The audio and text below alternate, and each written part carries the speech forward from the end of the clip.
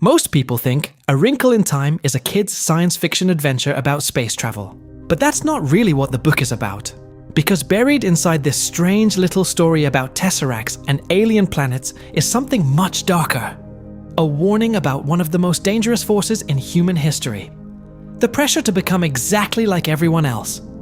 And once you see it, you realize this book was never really about space at all. If you ask most people what they remember about this book, they'll probably tell you it's a sci-fi adventure, right? You've got these three kids, some weird, amazing celestial beings. They're zipping through space to save their dad from some big shadowy evil. It's a classic quest, good versus evil with aliens. But is that really what the book is about? I mean, is that all there is to it? 'Cause that whole space adventure that feels more like the stage, the real story, the reason this book sticks with us, is about something way, way closer to home. So here's how we're gonna break this down. First, we're gonna look past the sci-fi stuff to see what the book is really focused on. What I'm calling L'Engle's war on sameness. Then we'll get into her big idea about what it means to be a person, which you'll see it forces us to rethink the villain completely. And finally, we'll try to figure out why this weird, wonderful story still hits so hard today. Okay, so first things first, we have to reframe how we think about all the science fiction in this book. What if all the planets and aliens and weird physics? What if that's not the subject of the story? What if it's just the language L'Engle is using to talk about things that are almost impossible to put into words? You know, the most famous thing from this book is the tesseract. It's the wrinkle in time, the shortcut through space. And yeah, it's a great plot device to get the kids from point A to point B, but it's also the perfect metaphor for what we're doing right now. We're gonna tesser. We're gonna wrinkle our whole perspective to take a shortcut, right to the heart of what this book is trying to say, and skip the straight, boring, line-by-line plot summary. Alright, so if the sci-fi stuff is just the language, what's she actually talking about? Well, every great book has a central problem it's wrestling with. And for A Wrinkle in Time, that problem is the absolutely terrifying and honestly kind of seductive pole of conformity. And you also have to remember when this book was written. We're talking 1962, right in the middle of the Cold War. That context really matters. In her appreciation, written for the 2007 edition of A Wrinkle in Time, Anna Quindlen points out that when early readers first encountered the planet Camazotz, with its identical houses and children bouncing balls in perfect, eerie unison, it immediately echoed one of the biggest fears of that era, the fear of communism. That gray enforced sameness wasn't just a strange sci-fi detail.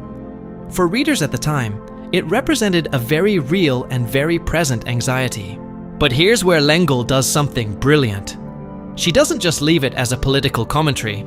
She gives the ultimate answer to the planet-controlling brain IT, and she puts it in the mouth of our hero, Meg. Like and equal are not the same thing at all. And with that one line, this book stops being about the Cold War and starts being about, well, everything. It's a timeless defense of being an individual against any force that tells you to just fall in line. And this is where it gets so relatable. This huge cosmic war against sameness, it's also happening inside Meg Murray's head. She is not your typical hero. She's clumsy, she's bad at math, she's stubborn, she gets in fights, she looks at all the ways she's different and thinks she's a monster. Her journey isn't just about saving the universe. It's about learning that all those things that make her feel weird and alone are actually her superpowers. So, if the big bad is this tyranny of conformity, what's the solution? Is it just chaos? Total rebellion? Nope. L'Engle's answer is way more interesting, and she wraps it all up in this one perfect metaphor. Alright, quick high school English refresher. Just bear with me a sonnet. Remember those. It's not a free-for-all poem. It's got rules. 14 lines, a specific rhythm, a rhyme scheme. It is a strict defined form. And boom, there it is. Mrs. Watson tells the kids that life is like a sonnet. We're all handed a form, right? Our bodies, our families, the time we're born into the laws of gravity. We don't get to choose the rules of the game. But what we say inside that form, the poem we write with our life, that is completely 100% up to us. This isn't about breaking the rules for the sake of it. It's about finding true freedom by being yourself within the rules. Now, this whole idea about freedom inside a structure, It completely changes how we should look at the book's villain, because I think a lot of us misread what the evil in this book actually is. We think of evil as this big, active, powerful thing, but L'Engle gives us something way, way creepier. Think about it when we first meet the main antagonist. It's not some cackling villain. It doesn't even have a real name. It's just the black thing. It's called a shadow, a patch of darkness. That language is so specific and so important. And this right here, this is the whole game. The single most important description of the black thing is that it's a place where you can't see the stars. The stars, right? Those unique individual points of light. So evil in this book isn't a presence. It's an absence. It's a void. It's the act of blotting things out, of making everything the same dark, empty, nothing. Well, that creates a huge problem, doesn't it? I mean, what do you do? How do you attack a shadow? How do you punch a hole in nothing? You can't. You can't overpower an absence. And that's the impossible puzzle Meg has to solve at the end of the book. And this is the answer. This is how she wins. She doesn't try to be stronger than the darkness. She fills the void with something the darkness can't even process. She fills it with love. And not some big, vague love conquers all idea. No, it's a very specific, very stubborn, very angry love for one person, her little brother, Charles Wallace. She fills the giant, cold nothingness of IT with the undeniable, messy, particular reality of one individual. And the darkness just breaks. So that brings us to the big question. Why are we still talking about this book more than 60 years later? Why does it still feel so relevant? I think it's because the central fight in the story never ever went away. It just changed costumes. Yeah, exactly. As Anna Quindlen says, this struggle is absolutely timeless. You don't need a Cold War to feel the pressure to conform. It's in every high school hallway, every office meeting, every single social media feed. We scroll through that constant pressure to just be a little less weird, to sand off your edges, to just fit in. That's a human constant. L'Engle knew this fight against the gray sameness is never over. There's no final boss. It's a fight every generation has to take on for itself. And honestly, a fight each of us has to have inside our own heads, probably every day. And really, underneath all the philosophy and the sci-fi, the book is about this one simple, universal truth. Meg's biggest fear isn't some cosmic brain. It's that her faults and her quirks make her unlovable. Her victory isn't just saving her brother.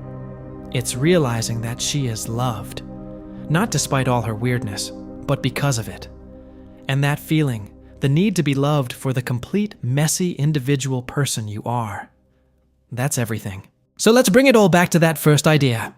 The tesseract was a shortcut, a way to bend reality, to find a faster way in a world that is always telling us to take the long, straight path, to just follow the line. What are our tesseracts?